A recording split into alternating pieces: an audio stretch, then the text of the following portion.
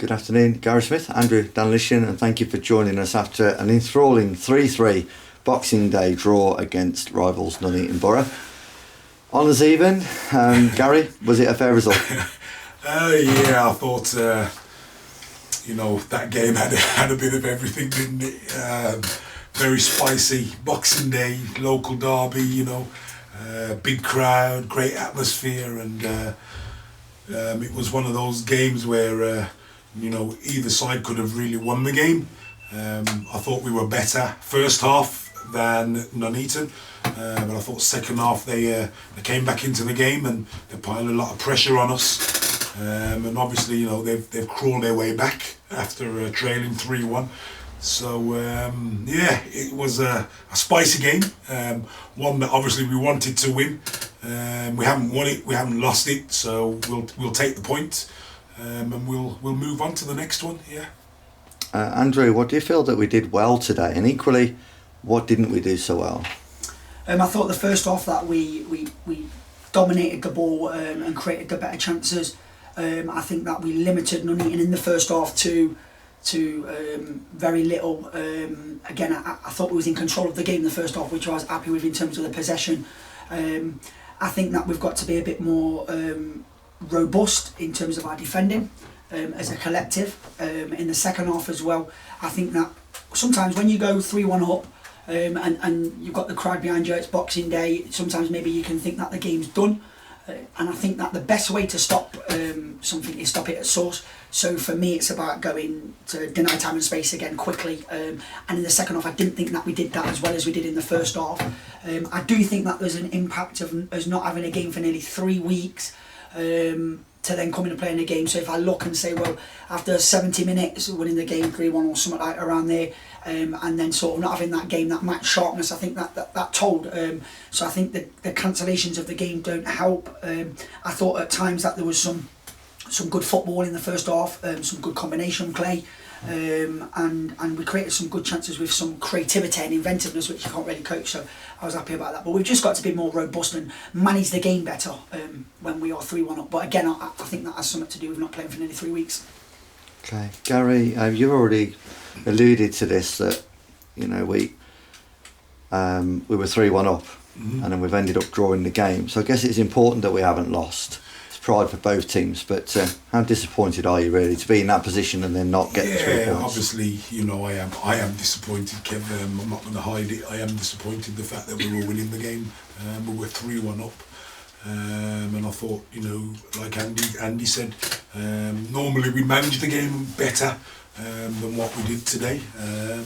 But we haven't played for a while as well, so I think these things all come into effect as well, taking effect on the players as well.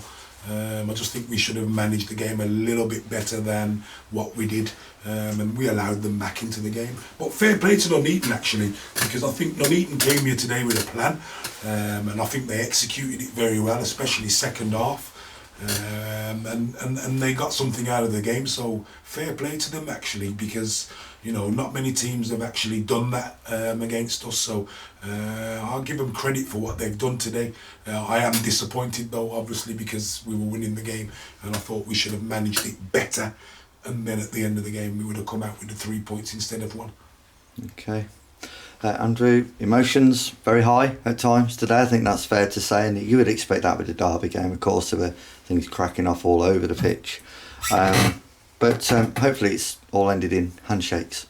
Yeah, for me, I'm glad you've answered that question. For me, it's a level where we've come to and at that at the end of the game we was fine. We shaked hands. I think both teams seemed that it was competitive. Nuneaton are obviously happier than us because they've come back from 3-1. But remember, we come back from 1-0 as well, so we've shown some character there. What I would say as well is that Nuneaton, especially our rivals, we've drawn them today and we've kept that distance between us and them.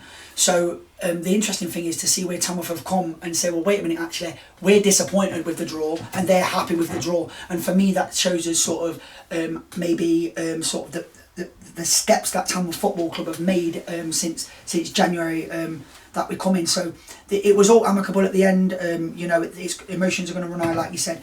But the lads have come off as well and obviously disappointed, and that shows me that appetite and hunger and sort of the standards that we've set here as a group, as management and as players. So like when I reflect and think about that, I think, well, actually that it's a good point when I look at the end of the season, because it is a local derby, and we've kept that distance between us and Nuneaton. Fair point, yeah.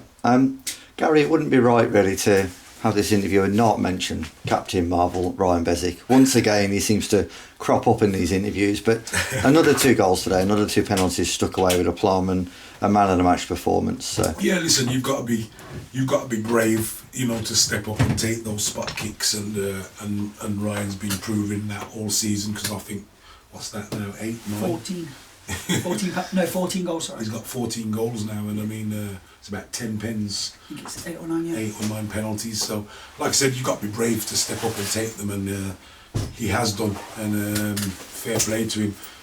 Long may that continue. And he's leading by example. He's the captain of the football club, and I think he's done really, really well, and we are pleased with him, obviously. Okay, Andrew. A week or so now, recovery till the New Year's Day game away at Hennesford. Another massive game, really. And but at the moment, despite dropping points really today and only getting the one, we're still top of the tree. And 2 games without a win, is it a mini crisis? No, not at all. I think that when you're top of the tree, that teams obviously they come with maybe an extra 5% in the win, sort of winning the sales, if you like. I don't think it's a crisis. I just think we're not having a game. I'd like to have had a game before the Nuneaton game, and over the Christmas period, it's difficult sometimes. And we are top of the tree, and I look and say, well, if me and Smudge and the committee and the players said, right, come after Christmas or going into the new year, and we will be going into the new year top, would you take that at the start of the season? And the lads would say, yeah.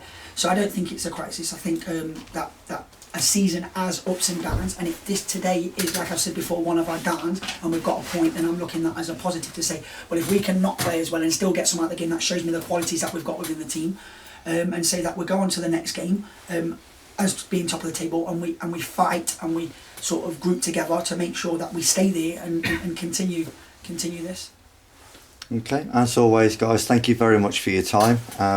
We'll catch up with you after the Hennesford game on New Year's Day.